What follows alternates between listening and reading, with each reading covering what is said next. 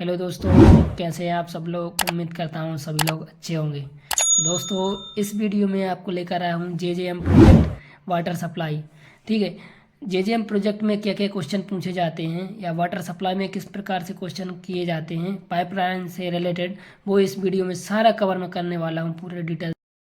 चलिए दोस्तों, शुरुआत करते हैं हम। ठीक है, पहले तो आप एचडीपी पाइप का फुल फॉर्म जान लीजिए। एचडीपी पाइप का फुल फॉर्म क्या होता है? High density polyethylene pipe. इसका जो आईएस कोड हम प्रेफर करते हैं वो है 4984/2016। इसको आपको पता होना चाहिए। ठीक है दोस्तों, ये बहुत इंपॉर्टेंट है, कई इंटरव्यू क्वेश्चन में पूछा भी जाता है। ठीक है, अब दूसरा क्वेश्चन क्या है? पाइपलाइन की गहराई कितनी देते हैं? जनरली दोस्तों आप बोलेंगे पाइप 1 मीटर। ये क्या है? पाइप के ऊपर से 1 मीटर है दोस्तों। ठीक है, पाइप के ऊपर से 1 मीटर जनरली होती है। तीसरा क्वेश्चन क्या है दोस्तों? पाइपलाइन में चौड़ाई कितनी रखते हैं? तो ओडी प्लस डाया, आपको जनरली पता ही ओडी प्लस डाया। अभी मैं आईएस कोड भी बताऊंगा आपको, पहले आप ये बता दिए आईएस कोड के हिसाब को। आईएस कोड दिखा के ही बात करूंगा सब सारा चीज़। ठीक है, दिखाऊंगा आपको। ठीक है, अंत तक इसलिए ज़रूर देखिए, आईएस कोड भी आपको समझाने वाला हूँ इस वीडियो में। हाइड्रो टेस्ट कैसे करते हैं? हाइड्रो टेस्ट कैसे करते हैं? पाइप लाइन में। ठीक है, तो प्रोसीजर आपको हाइड्रो टेस्ट की मेरा ऑलरेडी वीडियो डला हुआ है, वो वीडियो देखिए आप, ये हाइड्रो टेस्ट किस तरीके से करते हैं, प्रोसीजर क्या रहती है। ठीक है, तो वो है। अब नेक्स्ट क्वेश्चन, पाइपलाइन में जॉइंट कितने प्रकार से करते हैं? मतलब पाइपलाइन में हम पाइपलाइन करते हैं तो जॉइंटिंग करते हैं। जॉइंटिंग किन मेथड से किया जाता है? पहला वट फ्यूज़न, इलेक्ट्रो फ्यूज़न और सॉकेट फ्यूज़न। तो वट फ्यूज़न पे पूरा मेरा ट्यूटोरियल डला हुआ है यूट्यूब पे, पूरा ट्यूटोरियल डाला हुआ हूँ किस तरीके से उसका प्रोसीजर होता है। उसका टेम्परेचर आपको पता ही है, जैसे 200 से 230 लेते हैं। ठीक है, तो वो है।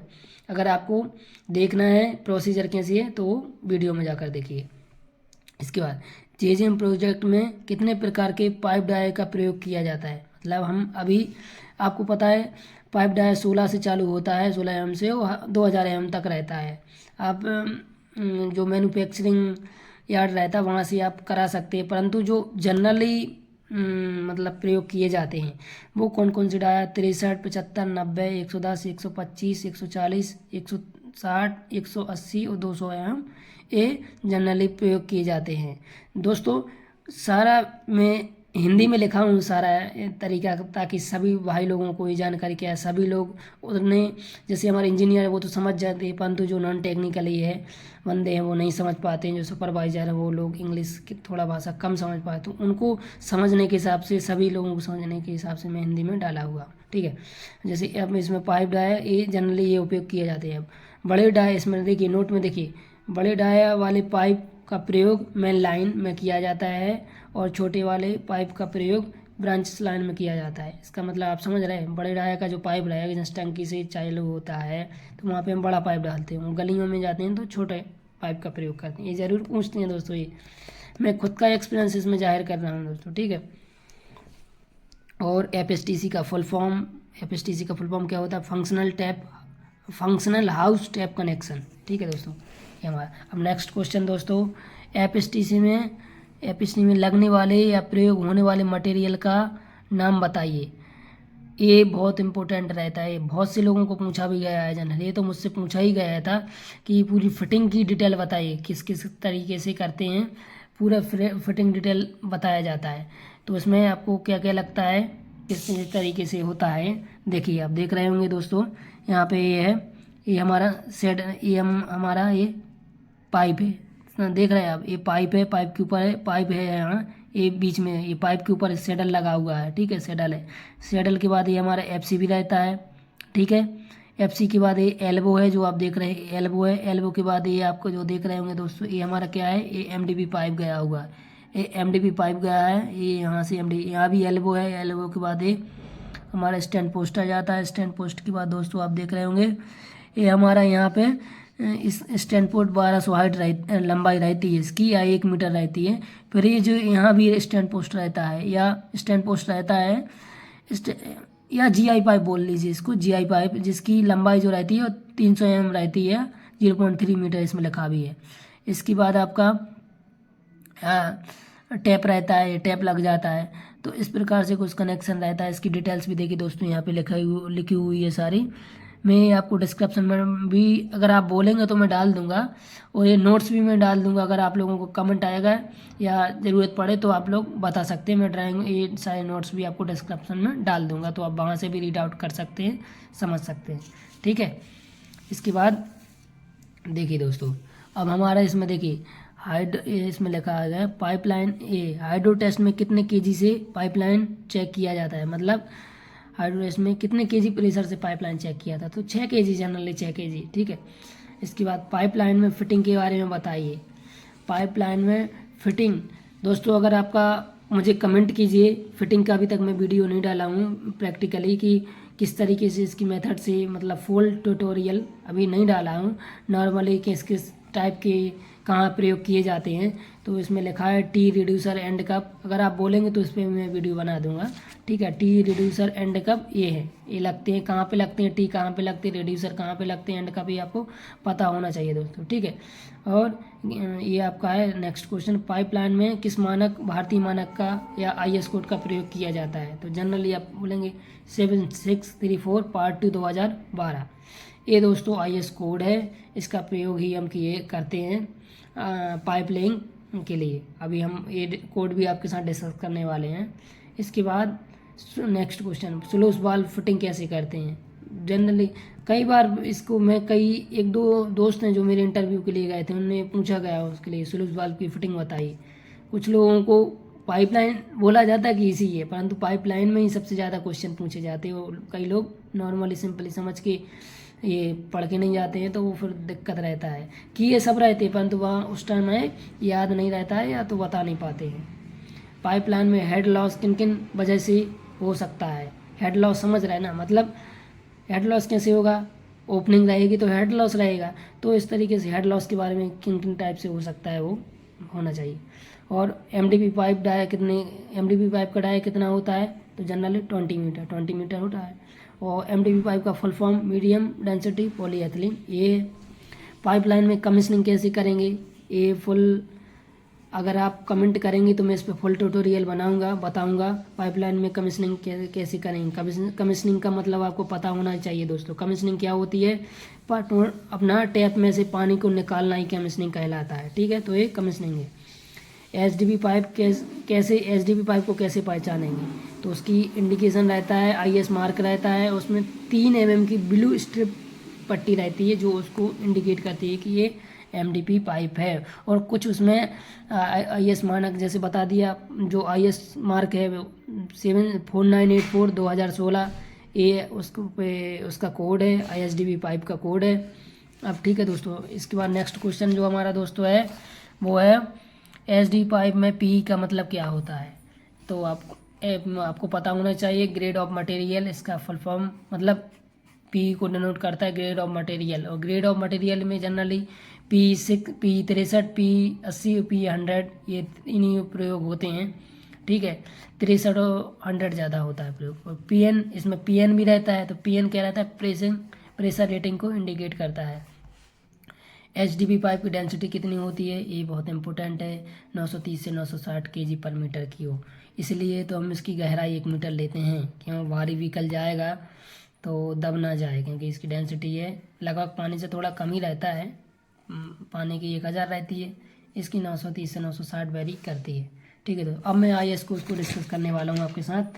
ठीक है, पहले आपको बता देता हूँ IS कोड ये कौन सा है, 4984 2016। ये हमारा पाइपलाइन HDP पाइप के लिए डिज़ाइन किया गया हुआ है। देखिए लिखा है वाटर सप्लाई।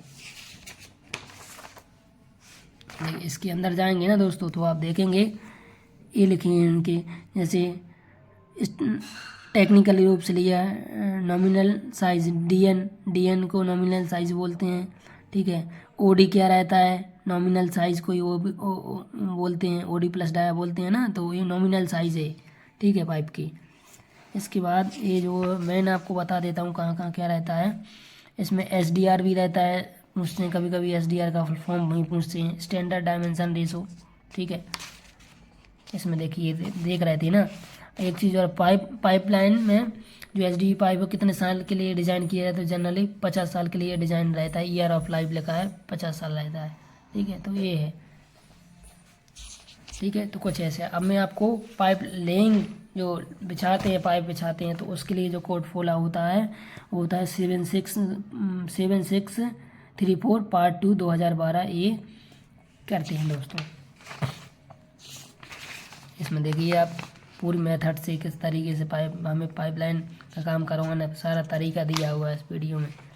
पहले हम आपको बता दूं, पहले तो डेप्थ IS कोड के हिसाब से बता रहा हूँ अब मैं आपको। पाइप लेइंग 20 से अगर 110 mm का आपका पाइप का डाया है तो उसकी विड्थ हम 300 लेते हैं, ना कि OD प्लस डाया, समझ रहे हैं ना।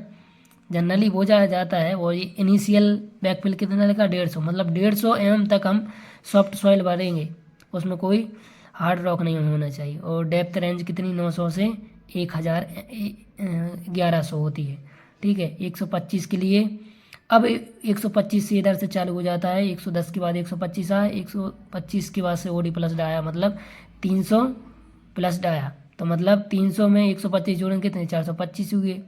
और सारा सेम है। अब जैसे एक और बता दें 140 OD बताया, 300 प्लस डाया, 300 में 140 जोड़ी 440, ठीक है। तो वो है दोस्तों। और एक चीज़ और दोस्तों, कभी कभी लोग बोलते हैं कि बिट्थ हमारा, हमको कहीं कहीं केस ऐसे आते हैं कि देखिए इस पर लिखा है depth of measure of crown. Depth हम कहाँ से चेक करते हैं, depth is to be measured cover the crown of the pipe, मतलब क्राउन ऑफ द पाइप के ऊपर से बोल रहा है, ठीक है।